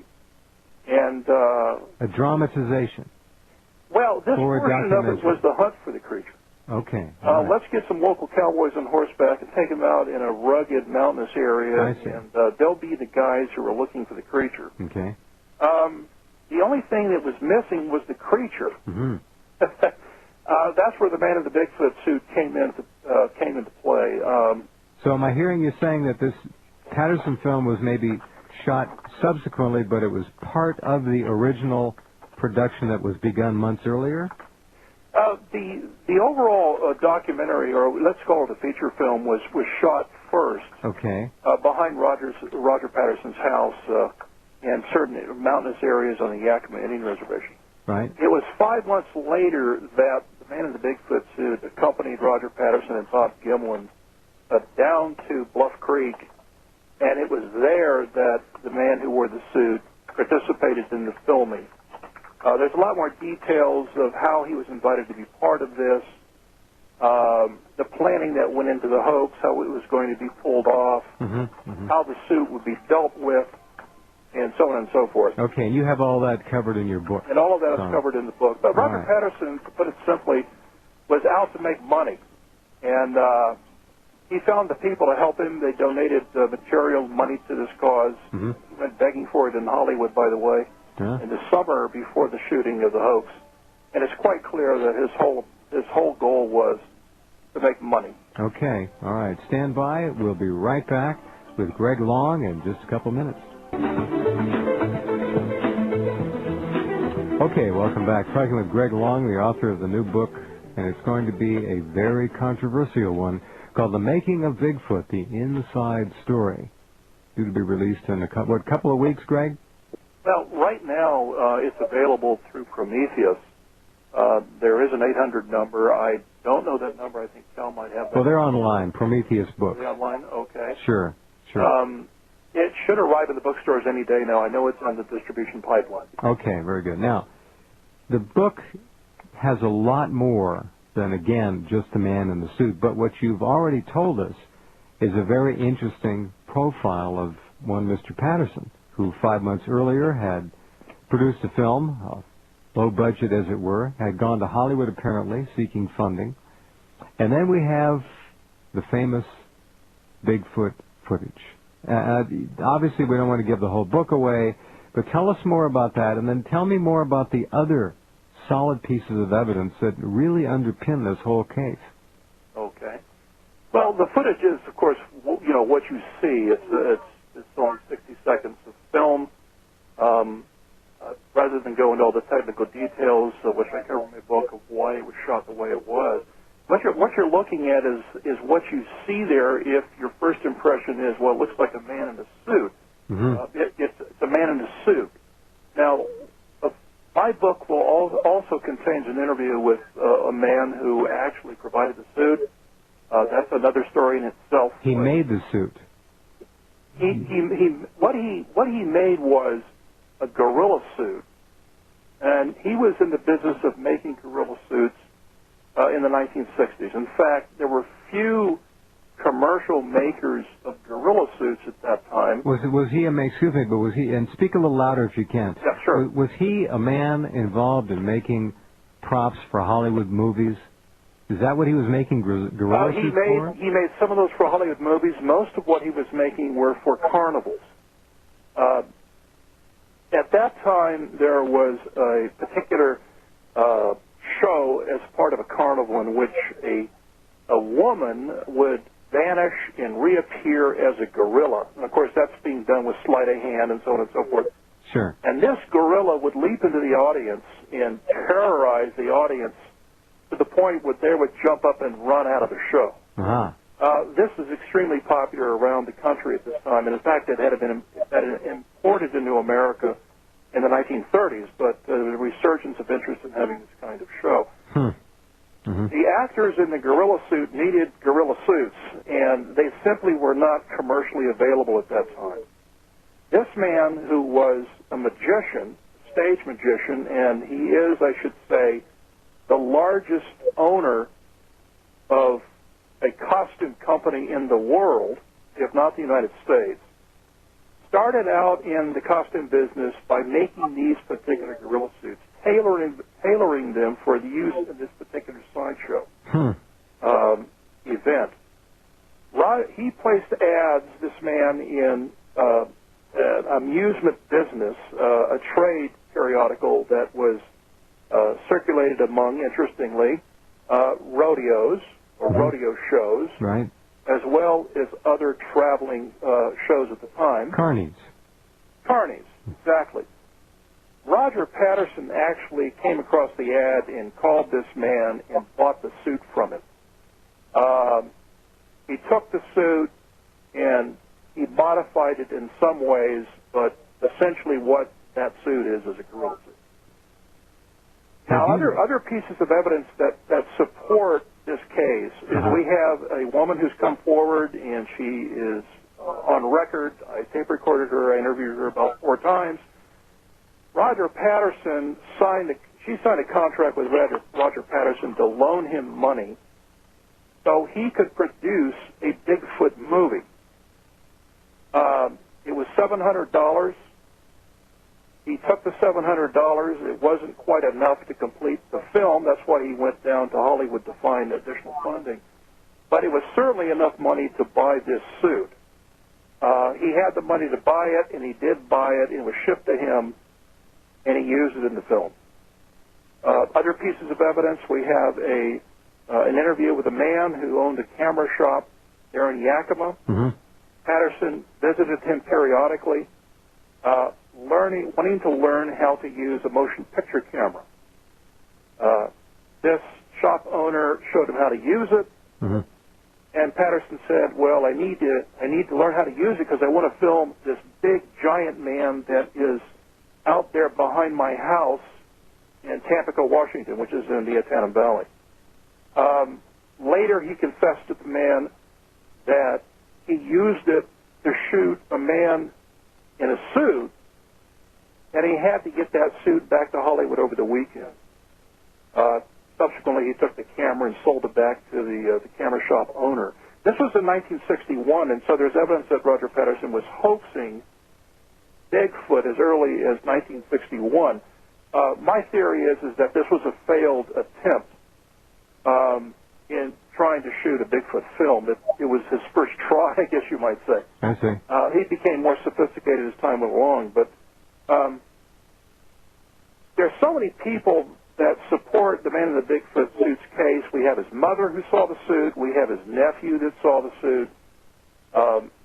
According to his story, Roger Patterson and Bob Gimlin came back from Bluff Creek, stopped by his house at night, and removed the suit from the trunk of the man in the suit's mother's automobile, which he used to drive down to Bluff Creek and play Bigfoot. Took it with his permission? Yes. The whole idea, and I'd rather not give too many details about okay, how well, all right, leave it at that. Terribly interesting. But basically... there's a lot more than... there's so much involved here, but, you know, we have people who saw the suit.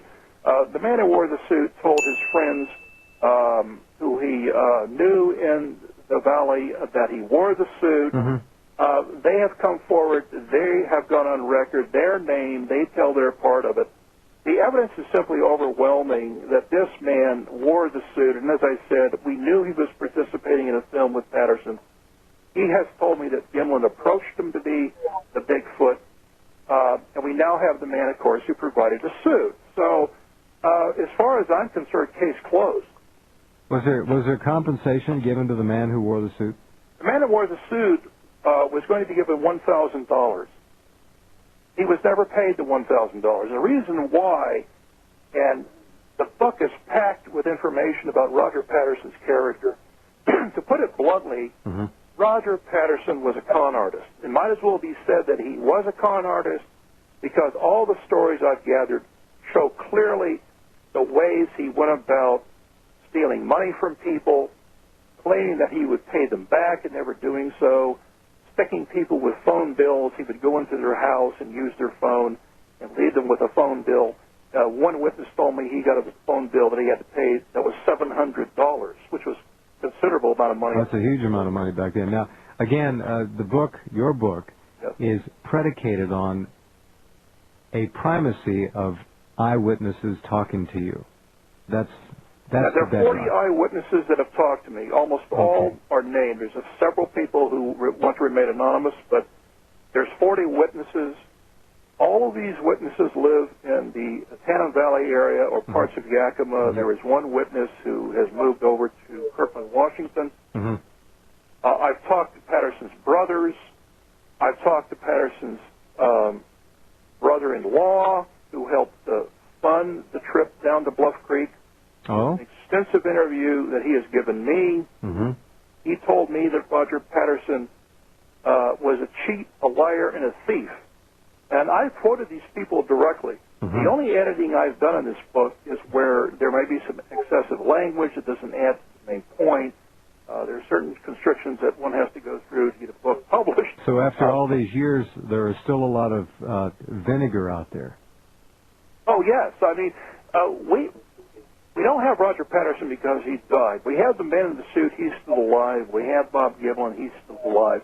We have the brother-in-law who's alive. We have numerous people who knew Roger Patterson personally. They're quite aware of what he was up to. They have come forward. They're happy to tell their story. Mm-hmm. You know, I said to one of them, I said, this is absolutely amazing that nobody has managed to reveal the truth of this. And he said, well, you know, the fact of the matter is, we're just little old Yakima sitting over here. Nobody cares to come over here and talk to us.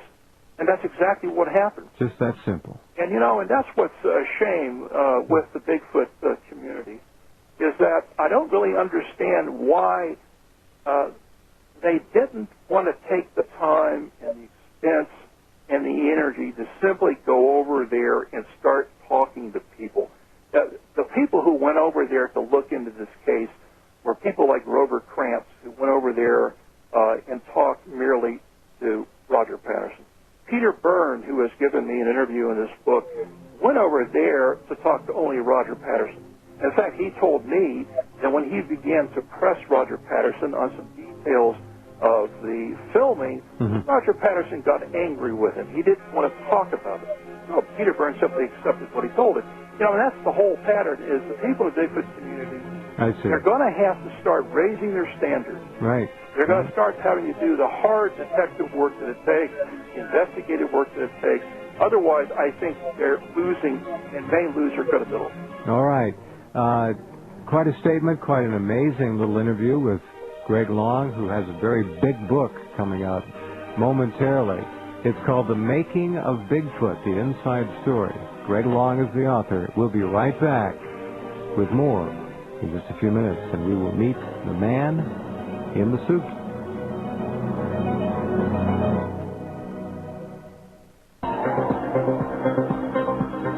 Okay, welcome back. I'm Jeff Rense, another exclusive for all of you Rense.com readers and the Jeff Rense Program listeners tonight.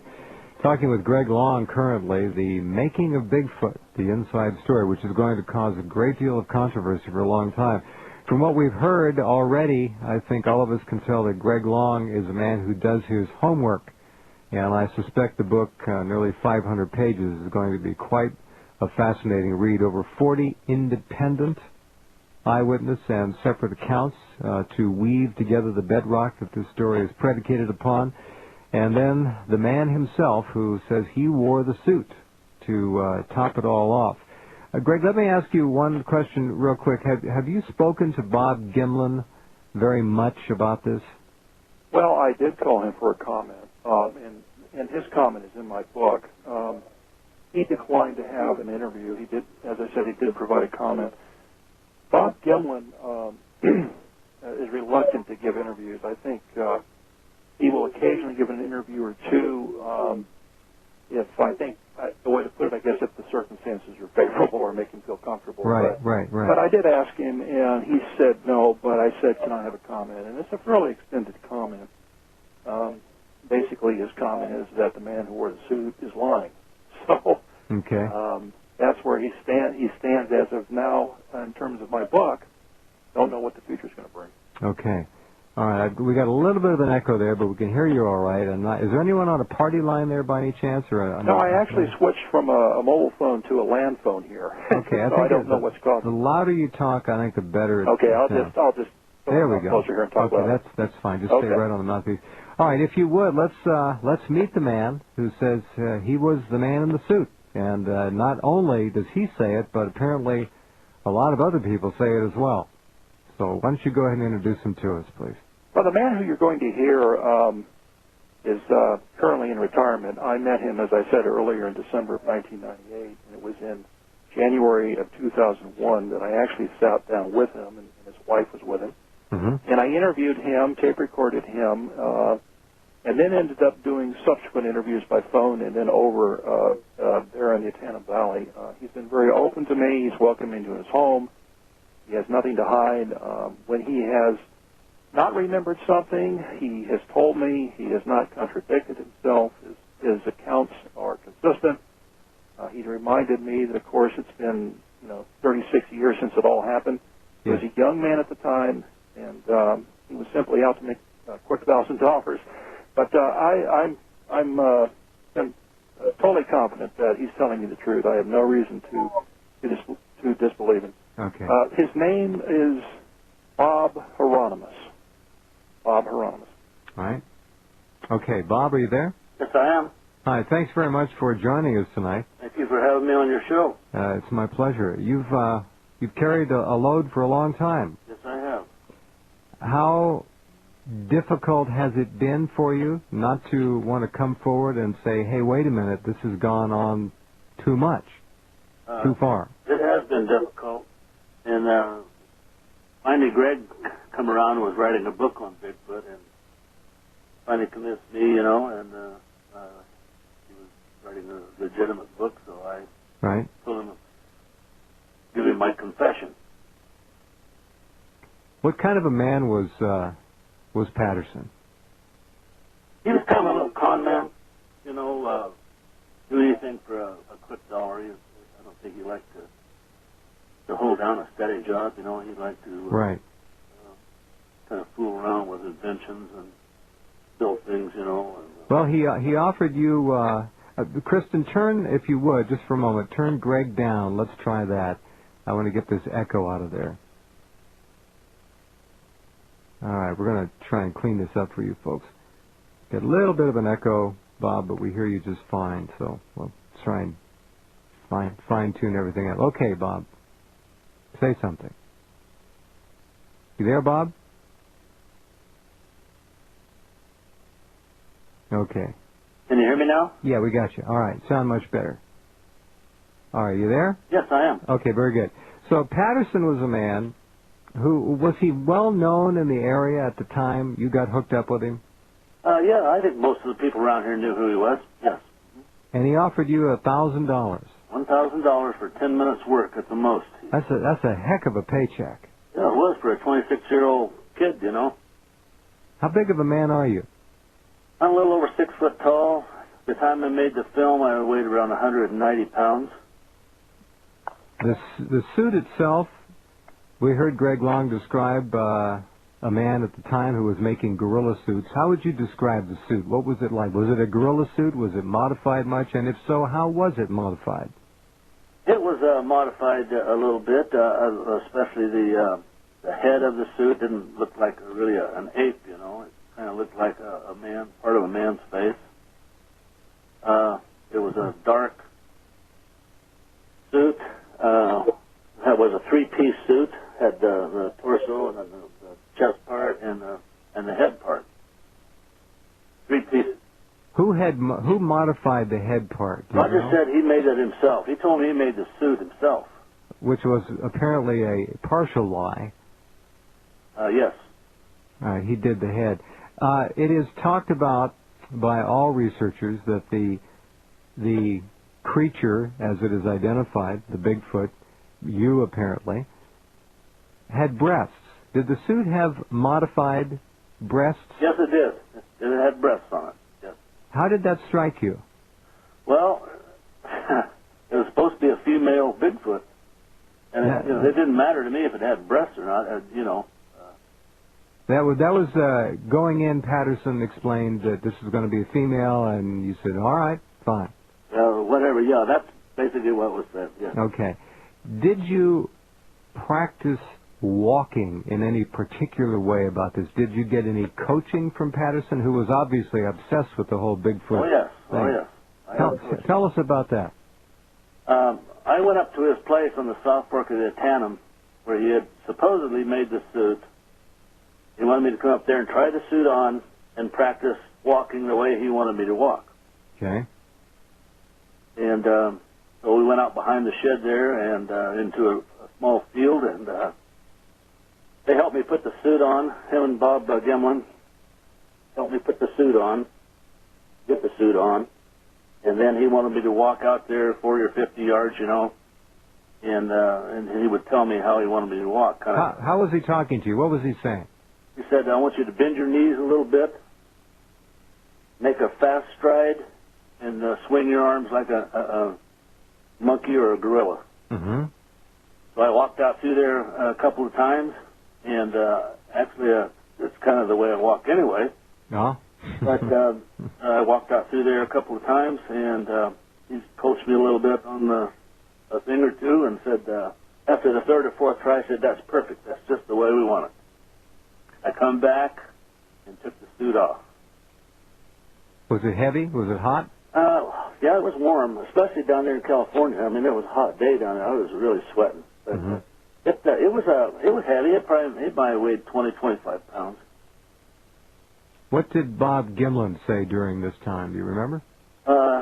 He didn't have too much to say during the practicing, no. But he informed me that Roger wanted to talk to me before this, about a deal he had cooking.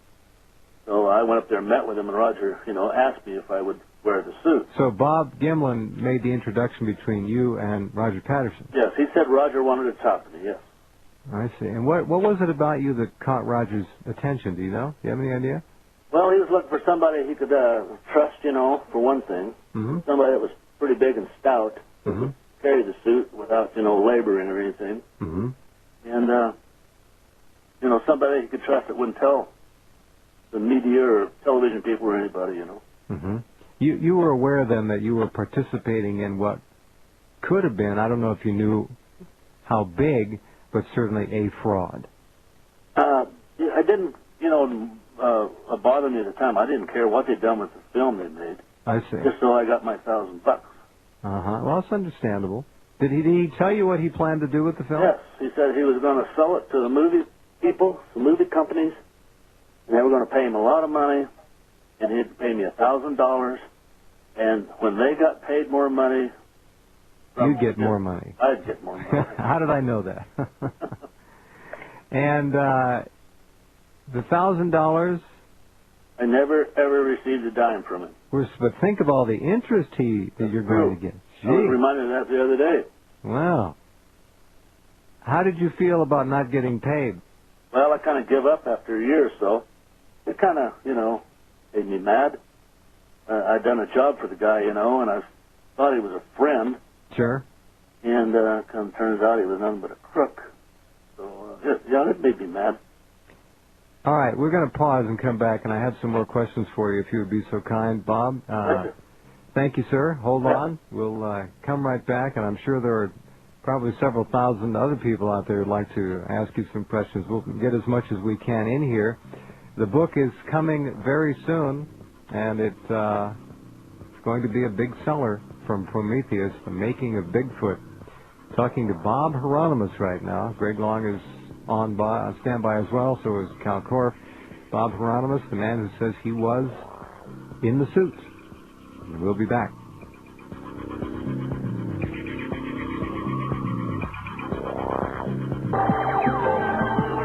All right, we are back and talking with Bob Heironimus, the man who has been carrying a load for a long time about his participation in the famous Patterson-Bigfoot film. This all coming out in the new book, due any time now, by Greg Long, called The Making of Bigfoot. Okay, Bob, let's go to the actual filming event itself. You talked a little bit about the rehearsal, back and forth with Bob Gimlin there and Patterson there coaching you. Tell me how you guys traveled together, the three of you, and that was it? No, a couple of days before I went down there, they stopped at my house, my parents' house, and picked up a horse I had there to scout the country out before I got there. I see. We have an echo here. Yeah. Just keep speaking loudly. I think we'll overcome it. Okay. And they picked up a horse of mine and told me to come down a couple of days later and they'd meet me at a gas station outside of town, in the little town. I think it was Wetchepec. And we were going up to the camp where they had scouted the area out and where they were camped, and that was and we would go the next day and make the film. Gotcha. Go ahead. And so they picked up the horse and went on down there, and a day or so later, I borrowed my mom's car. I had a kind of a hot rod car and burned a lot of gas, and so I asked if I could borrow a car. And I loaded up and went down there. I met them at the appointed time exactly. They said they would meet at this gas station. Right. Well, it pulled in there to the gas station, and one of them was filling up the truck with gas with the horses in the back, and I pulled into this gas station, and one of them, I think it was Bob, come running over and said, or Roger, I don't remember which one, come running over and said, well, go on down the road and pull off a ways. We don't want to see anybody, let anybody see us talking to you, because they might, put it all together and figure out there's just two guys were, say they claim they saw the Bigfoot. Well, they was talking to a third guy. Well, it wouldn't look too good. So. Okay, and they had the suit with them. Yes, they had the suit with them. Mm-hmm. Okay. All right, so carry on. And I went out of town a little ways there in a pull-off there, and then pretty soon they pulled in behind me and said for me to follow them up this road, this Bluff Creek Road there, and where they were camped. Well, we drove up there, and I followed them up in the car, and we hid the car in some brush a little ways before we got to their camp, so nobody would see the car. Mm-hmm. And then went on up there. That was late in the evening then, and we hid the car. I went up to the camp. We sat around there and talked and drank coffee and stuff. And I was tired. It's about a 12, 14-hour drive down there. So I crawled up in the back of the truck and went to sleep. We got up the next morning and had coffee and messed around there for a little while, and then we saddled the horses. I got on the back of one of the horses, and we put the suit that was in a sack on the back of the other guy right near the horse, and we went the road a ways to this place they had picked out, and got off, and looked around a little bit, see if anybody was around. Right. Try and talk a little louder. We're just getting a little bit of noise back there. We can hear you fine, but maybe we can get rid of it if you even speak up a little bit more. Okay. We took is that good enough? We took the horses and the suit up the road to the place they'd picked out for the filming. Okay. Got off the horses. We looked around there, checked, see if anybody was around, listened for any cars coming up the road, and heard nothing. So we went right there. They put the suit on me. They want me to go across here, this dry creek bed, mm-hmm. stand over here by this tree. Mm-hmm. When we give you the signal, you start walking, and we'll start filming. Well, they yelled at me. I started walking. They told me to look back at them twice during the walk. I started walking down through there, and they said cut. And this bunch of trees was coming up. They said cut, and Roger said that's perfect. That's just the way we wanted it. So I jumped down to the big old tree bloat over there.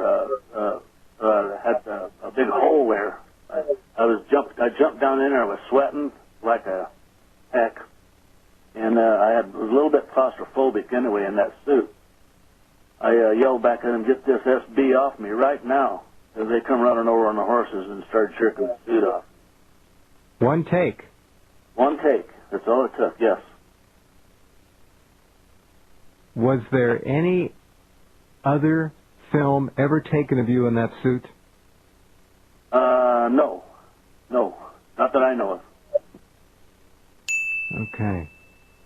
When they got the suit off of you, what was Patterson's mood? What did Gimlin say about the successful filming of that short sequence? Were they both excited about it? Did they?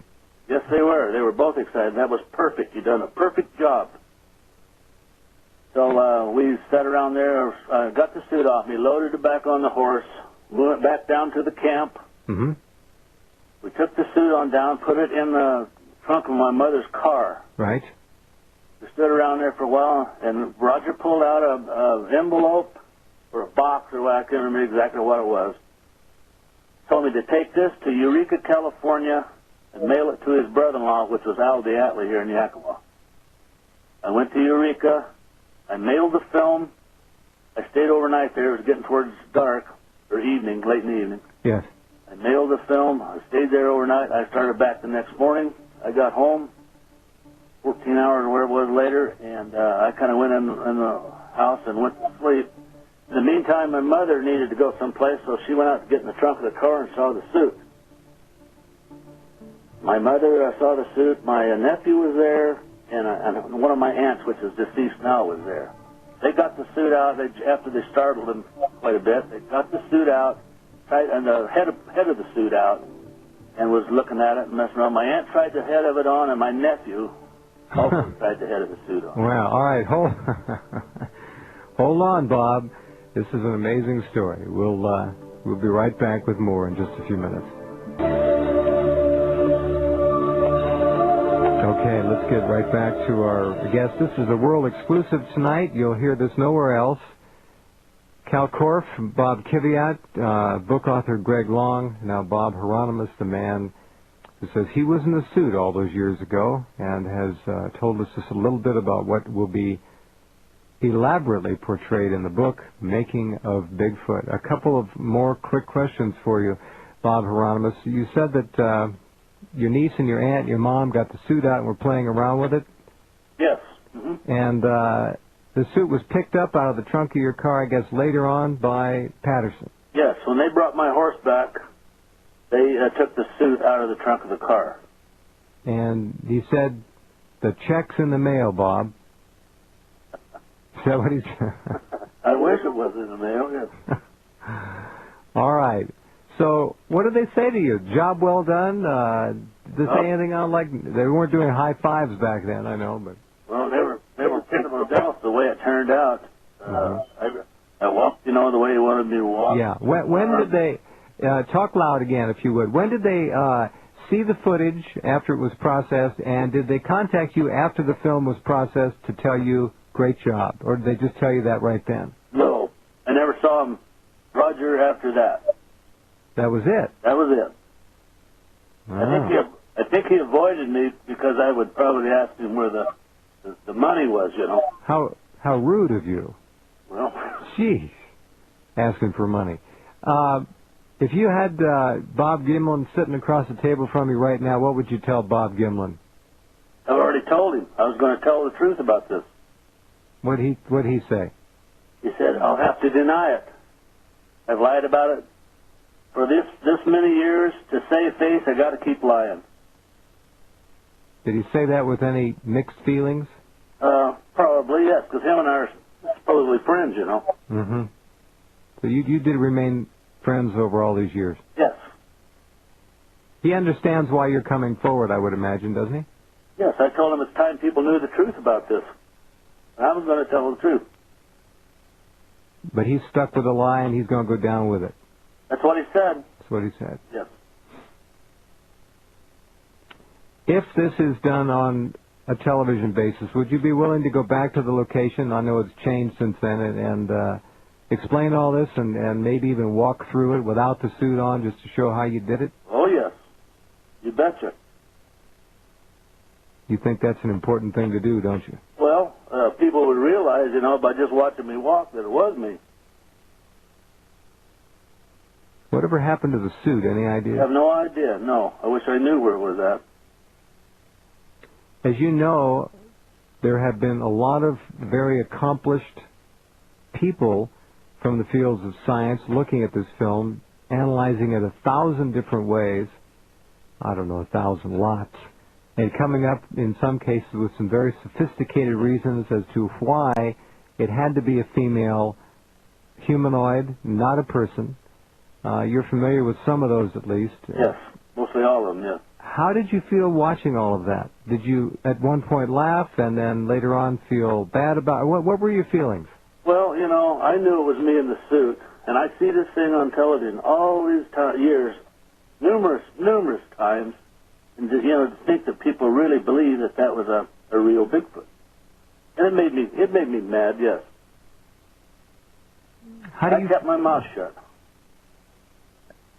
Why did you keep your mouth shut all these years? I promised Roger when I first tried that suit on, I would not tell anybody, like the media or television or anybody. So he picked the right man. Yes, he did. He knew you had honor and you'd stand by your word. That's right. How do you feel about Bigfoot personally? The the creature we know as Bigfoot? I really don't believe there's a Bigfoot. There's thousands and thousands and thousands of people in the Pacific Northwest, from California to Canada, in those woods every day, every day, every day. And how many of them say they spotted a Bigfoot or could point out a Bigfoot? There is a lot of evidence in terms of hair, footprints, eyewitness accounts, and so forth. But as far as Bob Heironimus is concerned, you're not convinced at this point. No, I don't think there is a Bigfoot. Personally, that's personally speaking. Okay. Anything you'd like to add, Bob? Your comments have been very much appreciated and very illuminating. Have we left anything out that's important for us to get out tonight? I think that pretty well covers it. You've seen the book? I haven't seen the book, no. Okay. Then, well, we're going to get you a copy. Appreciate it. I can't get you the $1,000, but I think that's long gone. I think so, too. Bob Heironimus, thank you. I appreciate your being here tonight very much, and perhaps we'll have a chance to talk again. I hope they do this for television and we get a chance to see you go through the original routine again. Yes. Thank you for having me on your show. I appreciate it. Thank you, sir. Yes, sir. Okay. All right, let's bring Greg Long back up here, if we can. You there, Greg? Yes, I am. All right. Pretty impressive man. Well, he is to me because he really hasn't elaborated or embellished his story the many, many times that I've gone over this. What you heard tonight is the basic points. You know, there's some further details in the book. Oh, I'm sure. That you can read. But he stands by his story. I've looked in his eyes. I've looked at his body language. I've watched him walk behind his house. He reenacted that for you. He reenacted it. I watched him do that. Immediately, the hair stood up on the back of my nape, and I said, "That looks like the guy in the Patterson film." He told his wife about this shortly after he married her in 1970. She has no reason to doubt his honesty. He actually kept this from his mother for quite a while. She was puzzled about the suit, wasn't sure why it was in the trunk of the car. In fact, he didn't really tell her until later when his film was on television. And then she said, "Well, Bob, why did you take my car down to Bluff Creek?" And he even then didn't tell her. You know, he really is a man who is a straightforward, honest man. I mean, well, as I said, Patterson picked the right kind of a guy. He picked the right kind of guy, and I'm just really glad that he's been able to come forward and get this off his chest and tell the truth. Okay. Be right back. One more question for you, then we're going to meet the young Czech journalist who's written the news story for this, apparently working with the Washington Post and some other major publications. So stand by if you would. Greg Long will continue in just a couple minutes.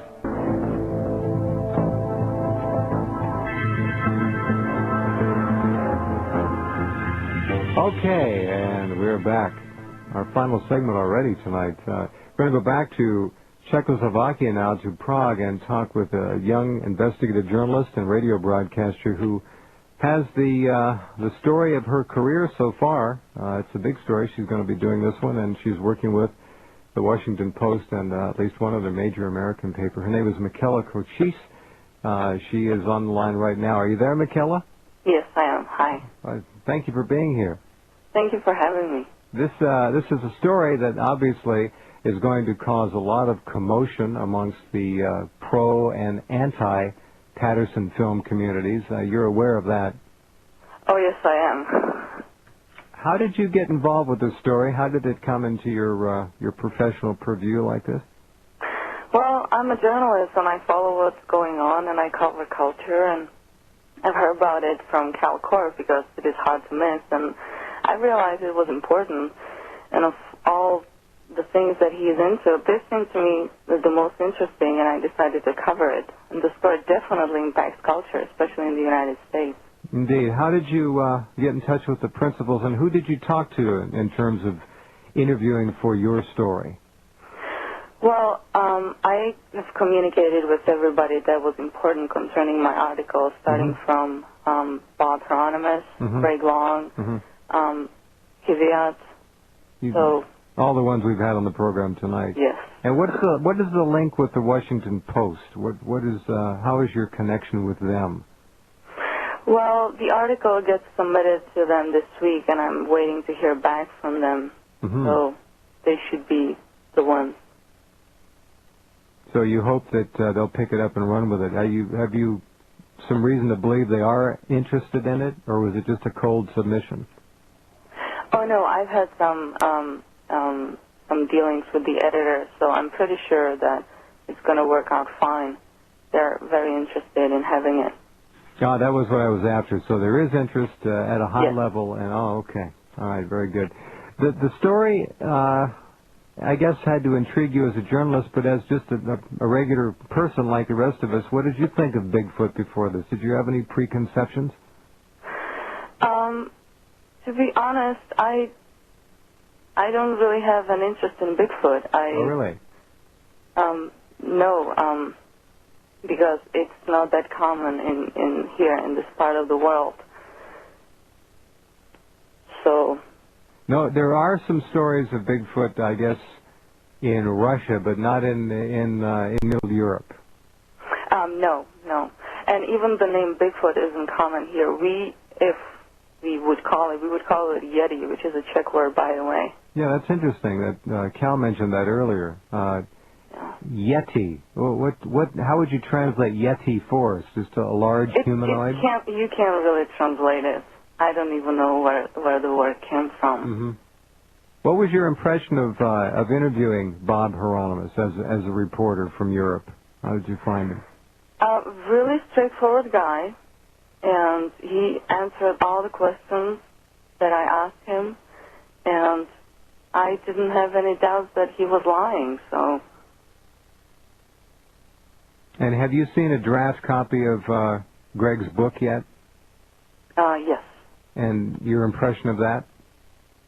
Well, I enjoyed reading it, and he talks in the first person, which makes the story even more interesting. And I think everybody who's going to read the book is gonna find it interesting. So I encourage people to get the book. There are going to be a lot of people who have spent time and energy and have followed this Patterson film issue for decades, and who will say that the forensic evidence isn't there. Is there in the book, and I'll ask Greg, the author, to your satisfaction, enough scientific evidence to swing the story, to support the contention of the book? Yes, I am pretty sure about that, and I do believe so. I encouraged the top scientists, and I asked them for the hardest evidence they had for that case, and I'm not sorry, but they were all wrong, and Greg Long was able to put that all in the book, and it's tremendous work. All right. Will we be your story, if it's picked up by the Post, will be syndicated, and we'll be able to see it over here? Yes. Okay. And have you had to edit it down much? Are they going to let you run with it, so to speak, or will it? There had to be some editings, but I'm happy how it turned out. All right, very good. Okay, Michaela, we're almost out of time. Congratulations on a big story for you, and we'll look forward to seeing it over here. So thank you. Thank you very much. You're welcome. Okay, Greg Long, and let's get Kal Korff back up here as we wrap up the program.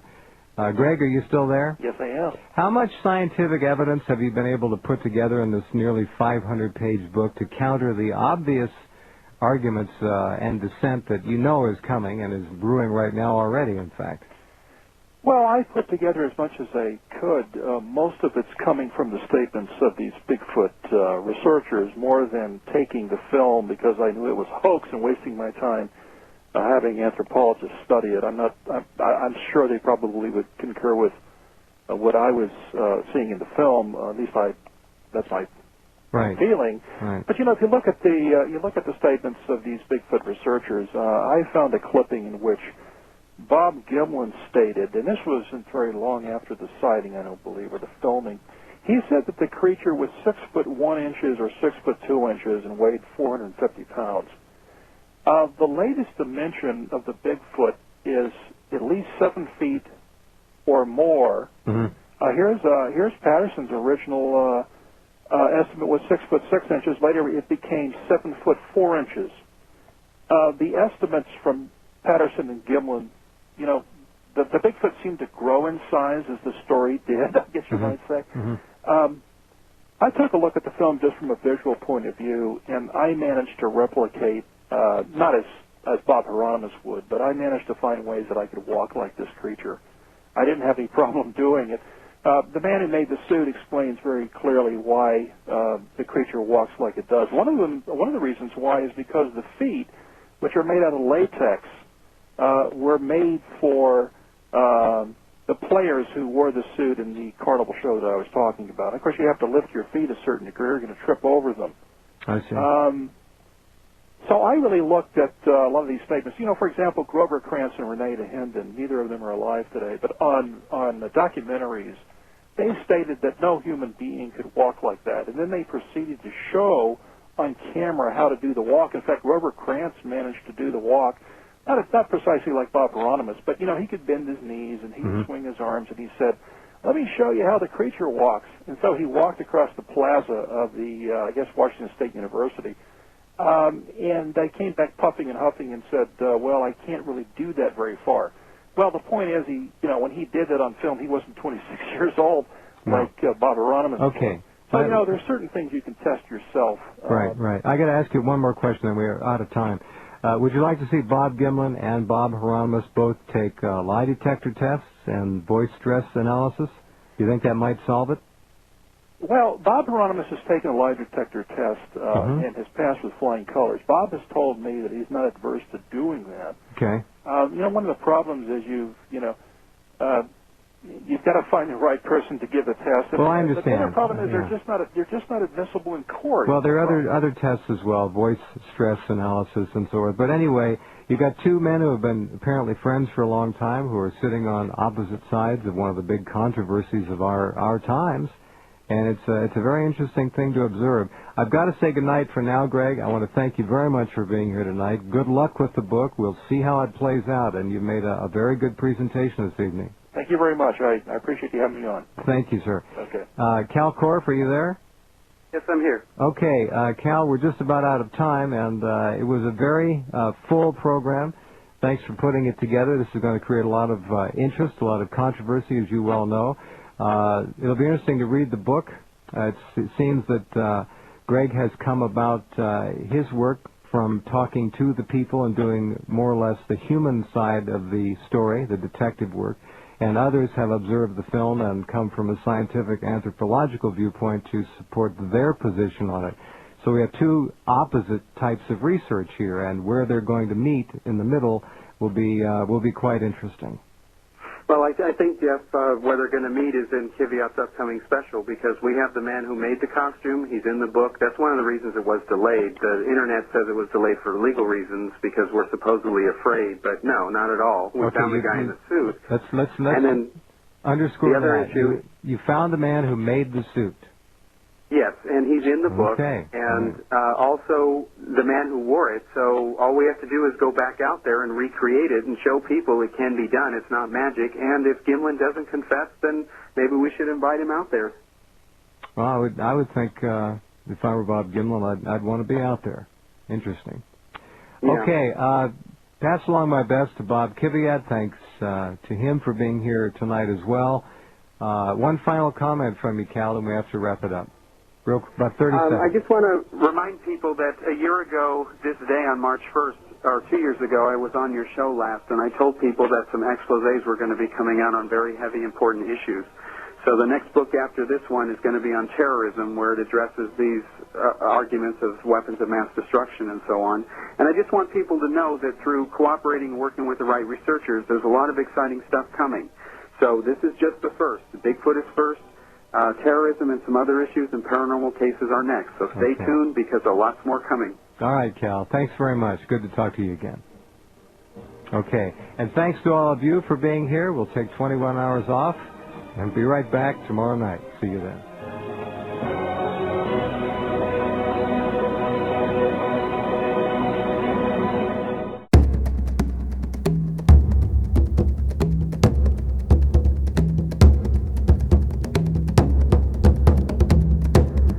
If you're enjoying all this rare and unique content, please show your support by subscribing and leaving comments.